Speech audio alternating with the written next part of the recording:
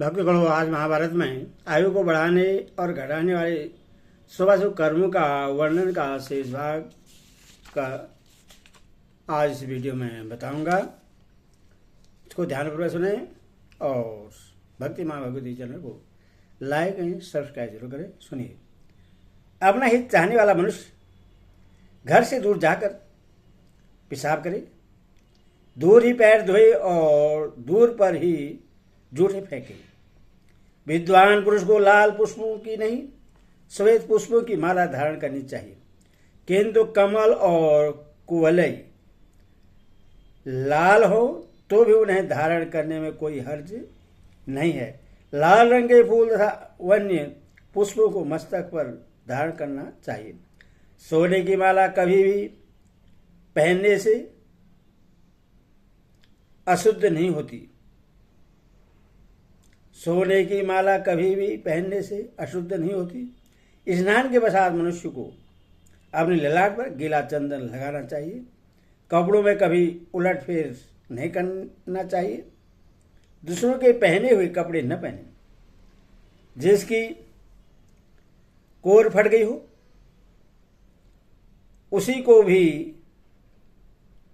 उसको भी धारण न करें। सोते समय के लिए दूसरा, सड़कों पर घूमने के लिए दूसरा और देवताओं की पूजा के लिए भी दूसरा ही वस्त्र रखना चाहिए। प्रियंकु, चंदन, बिल्व, तगर तथा केसर आदि सुगंधित वस्तुएं शरीर में लगानी चाहिए। स्नान करके पवित्र हो वस्त्र एवं आभूषणों से विभूषित होकर उपवास करें।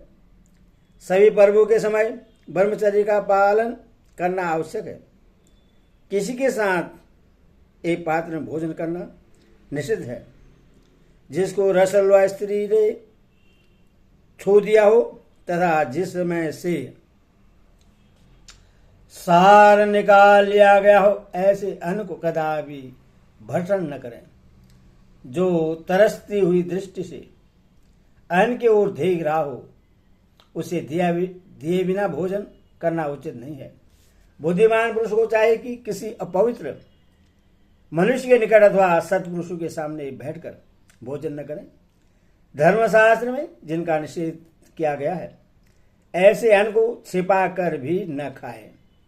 अपना कल्याण चाहने वाले श्रेष्ठ पुरुष को पीपल, बड़ और गुलर के फल का तथा सन के साग का सेवन नहीं करना चाहिए। विद्वान मनुष्य हाथ में नमक लेकर न चाटे। रात को दही और सत्तू न खाएं। सावधानी के साथ केवल सवेरे और शाम को ही भोजन करें। बीच में कुछ भी खाना उचित नहीं है। बालक के साथ एक थाली में भोजन करना निषिद्ध है। शत्रु के श्राद्ध में कभी अन्न ग्रहण न करें। भोजन के समय मौन रहना और आसन पर बैठना उचित है। उस समय एक वस्त्र धारण करना, खड़ा रहना, भक्ष्य पदार्थ जमीन पर रखकर खाना और बोलते रहना निषिद्ध माना गया है। पहले अतिथि को अन्न और जल देकर पीछे स्वयं एकाग्रचित्त से भोजन करना चाहिए। एक पंक्ति में बैठने पर सबको समान भोजन कराना उचित है। जो अपने सुहृदयों को न देकर अकेला ही भोजन करता है उसका अन्न हलाहल विष के समान है। भोजन काल में यह अन्न पचेगा या नहीं, इस प्रकार की शंका नहीं करनी चाहिए। तब भोजन के अंत में दही नहीं, मट्ठा पीना चाहिए। भोजन करने के बाद कुल्ला करके मुंह धो ले और एक हाथ से दाहिने पैर के अंगूठे पर पानी छोड़ लें। फिर जल से आंख, नाक और इंद्रियों और नाभि का स्पर्श करके दोनों हाथों के हथेलियों को धो डालें।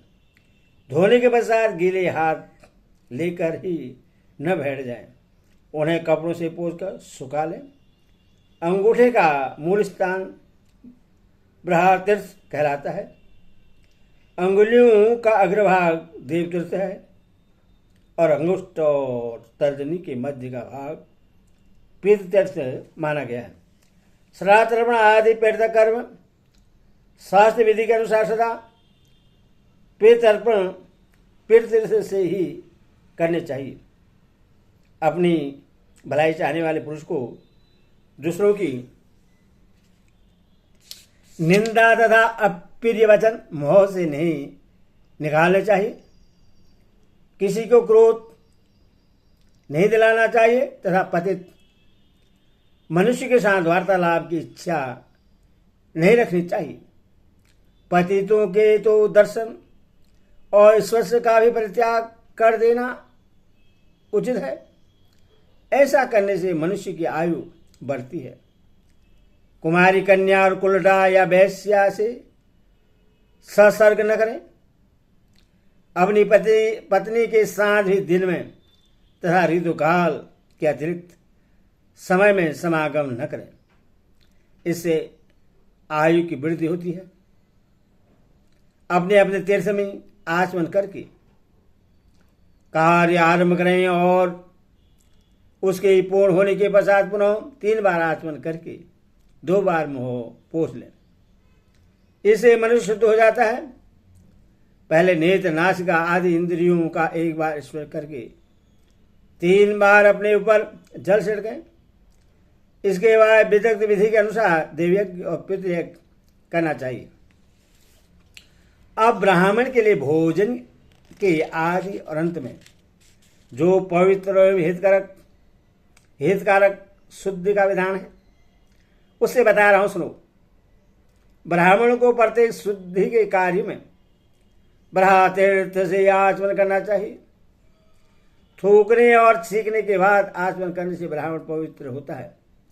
बुढ़े कुटुंबी और दरिद्र मित्र को अपने घर पर आश्रय देना चाहिए। इससे धन और आयु की वृद्धि होती है। पेरुआ, तोता और मैना आदि पक्षियों का घर में रहना अभुदयकारी एवं मंगलमय है। ये तेल पाइक पक्षियों की भांति अमंगल करने वाले नहीं होते। उदीपक, घृत कबूत, जंगली कबूतर तथा भ्रमर नामक पक्षी यदि कभी घर में आ जाएं तो शांति करानी चाहिए, क्योंकि ये अमंगलकारी होते हैं। महात्माओं की निंदा से ही मनुष्यों का अकल्याण होता है। महात्मा पुरुषों के गुप्त कर्म कभी किसी पर भी प्रकट नहीं करने चाहिए। प्राय स्त्री के संसर्ग से सदा बचे रहना चाहिए। इससे दीर्घायु की प्राप्ति होती है।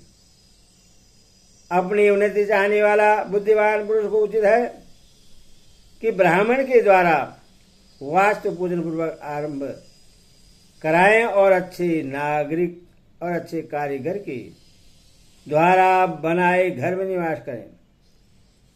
सायंकाल में गोधूली के समय नींद लेना, पढ़ना और भोजन करना निश्चित माना गया है। इन सब बातों का पालन करने से मनुष्य दीर्घजीवी होता है। अपना कल्याण चाहने वाले के लिए रात में श्राद्ध करना, नहाना, सत्तू खाना मना है। भोजन के पश्चात केशों को संवारना अच्छा नहीं है। निषेध पदार्थों के सिवा और जितने खाने पीने की वस्तुएं हैं उनका उचित मात्रा में सेवन करें। जलपात्र में रखा हुआ जल पिए। रात्रि के समय खूब डटकर भोजन न करें। पक्षियों की हिंसा से दूर रहे। उत्तम कुल में उत्पन्न और योग्य अवस्था को प्राप्त हुई सुलक्षणा कन्या के साथ विवाह करें। उसके गर्भ से संतान उत्पन्न करके वंश परंपरा की रक्षा करें और ज्ञान तथा कुल धर्म की शिक्षा पाने के लिए पुत्रों को विद्वान गुरु के आश्रय में भेज दें। कन्या उत्पन्न होने पर कुलीन एवं बुद्धिमान वर के साथ उसका विवाह कर दे। पुत्र का विवाह भी उत्तम कुल की कन्या के साथ करें और भृति भी अच्छे कुल के मनुष्यों को ही बनाए। मस्तक पर से स्नान करके देव कार्य तथा पितृ कार्य करें। जे नक्षत्र में अपना जन्म हुआ हो उसमें श्राद्ध करना वर्जित है। पूर्वा और उत्तरा भाद्रपदा तथा कृत्तिका नक्षत्र में भी श्राद्ध का निषेध है। आशेषा, आंध्रा, ज्येष्ठा और मूल आदि संपूर्ण दारुण नक्षत्रों और प्रतरी तारा का भी परित्याग कर देना चाहिए। सारांश यह है कि ज्योतिष शास्त्र के भीतर जिन जिन नक्षत्रों में श्राद्ध का निषेध किया गया है उन सब में देव कार्य और पितृ कार्य नहीं करना चाहिए। पूर्व या उत्तर की ओर मुँह करके हजामत बनवानी चाहिए। इससे आयु की वृद्धि होती है।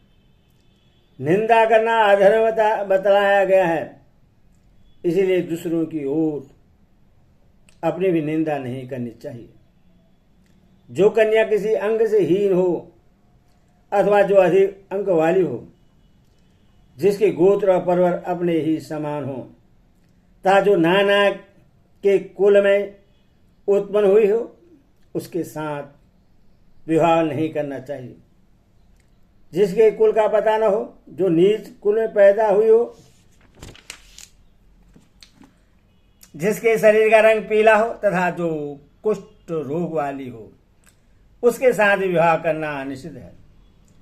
जिसके कुल में किसी को मिर्गी, सफेद कोढ़ तथा राज्य समा तपेदिक की बीमारी हो, वह कन्या भी ब्याहने योग्य नहीं मानी गई है। जो सुलक्षणा, उत्तम आचरण वाली और देखने में सुंदरी हो, उसी के साथ विवाह करना उचित है। अपने से श्रेष्ठ या समान कुल में विवाह करना चाहिए। अपने कल्याण की इच्छा रखने वाले पुरुष को नीच जाति वाली एवं पतित कन्या का पाणी ग्रहण कदापि नहीं करना चाहिए। अग्नि की स्थापना करके ब्राह्मणों द्वारा बतलाई हुई संपूर्ण वेद विहित क्रियाओं का यत्नपूर्वक करना चाहिए।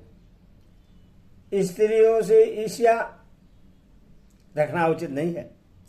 प्रत्येक उपाय से अपनी स्त्री की रक्षा करनी चाहिए। ईर्ष्या करने से आयु क्षीण होती है, इसीलिए उसे त्याग देना ही उचित है। सवेरे सूर्योदय के समय और दिन में सोने से आयु का नाश होता है। अच्छे लोग रात में अपवित्र होकर नहीं सोते, पर स्त्री से व्यभिचार करना और हजामत बनवाकर बिना नहाए रहना भी आयु की हानि करने वाला है। अपवित्र अवस्था में वेदाभ्यास का यत्नपूर्वक त्याग करें। सायंकाल में स्नान, भोजन और अध्ययन वर्जित है। उस समय शुद्ध चित होकर ध्यान करने के सिवा और कोई काम न करें। ब्राह्मण की पूजा, देवताओं को नमस्कार और गुरुजनों को प्रणाम स्नान के बाद ही करने चाहिए। बिना बुलाए कहीं भी जाना उचित नहीं है, किंतु यज्ञ देखने के लिए बिना निमंत्रण के भी जाने में कोई हर्ज नहीं है। जहां अपना आदर न होता हो वहां जाने से आयु का नाश होता है। अकेले परदेश जाना और राज में यात्रा करना मना है। यदि किसी काम के लिए बाहर जाए तो संध्या होने के पहले ही घर लौट आना चाहिए। माता पिता और गुरुजनों की आज्ञा का अविलंब पालन करना चाहिए। उनकी आज्ञा हितकर है या हितकर, इसका विचार नहीं करना चाहिए। युधिष्ठिर, क्षेत्रीय को वेद और धनुर्वेद के अभ्यास का यत्न करना चाहिए तथा हाथी, घोड़े की सवारी और रथ हाँकने की कला में निपुणता प्राप्त करनी चाहिए। राजन, तुम सदा उद्योगी बने रहो, क्योंकि उद्योगी मनुष्य ही सुखी और उन्नतिशील होता है। शत्रु, भीर्ति और सज्जन भी उसका पराभव नहीं कर सकते। जो राजा सदा प्रजा की रक्षा में संलग्न रहता है, उससे कभी हानि नहीं उठानी पड़ती। तुम तर्कशास्त्र और शब्दशास्त्र, व्याकरण का अध्ययन करो संगीत और समस्त कलाओं का ज्ञान प्राप्त करो। तुम्हें प्रतिदिन पुराण, इतिहास, उपाख्यान तथा महात्माओं के जीवन चरित्र का श्रवण करना चाहिए। यदि अपनी पत्नी रसोल्वा हो तो उसके पास न जाएं और उससे भी अपने निकट न बुलाएं। चौथे दिन जब वह स्नान कर ले तो रात्रि में उसके पास जाना चाहिए। 5वें ऋतु स्नान के दूसरे दिन पत्नी के पास जाने से कन्या पैदा होती है और 6ठे ऋतु स्नान के तीसरे दिन स्त्री सहवास करने से पुत्र का जन्म होता है। विद्वान पुरुष को इसी विधि से पत्नी के साथ समागम करना चाहिए। सजाति, बंधु, संबंधी और मित्रों का सदा आदर करना उचित है। अपनी शक्ति के अनुसार यज्ञ करके उसमें नाना प्रकार की दक्षिणा देनी चाहिए। तदनंतर गृहस्थ की अवधि समाप्त हो जाने पर वानप्रस्थ के नियमों का पालन करते हुए वन में निवास करना चाहिए। युधिष्ठिर, इस प्रकार मैंने तुमसे आयु की वृद्धि करने वाले नियमों का संक्षेप में वर्णन किया है। जो नियम बाकी रह गए हैं उन्हें तुम वेद के विद्वान ब्राह्मण से पूछकर जान लेना। सदाचार ही कल्याण का जनक और कीर्ति को बढ़ाने वाला है। उसी से आयु की वृद्धि होती है और वही बुरे लक्षणों का नाश करता है। संपूर्ण आगमों में सदाचार ही श्रेष्ठ बतलाया गया है। सदाचार से धर्म उत्पन्न होता है। धर्म के प्रभाव से आयु की वृद्धि होती है। पूर्व काल में ब्रह्मा जी ने सब वर्ण के लोगों पर दया करके यह उपदेश दिया था।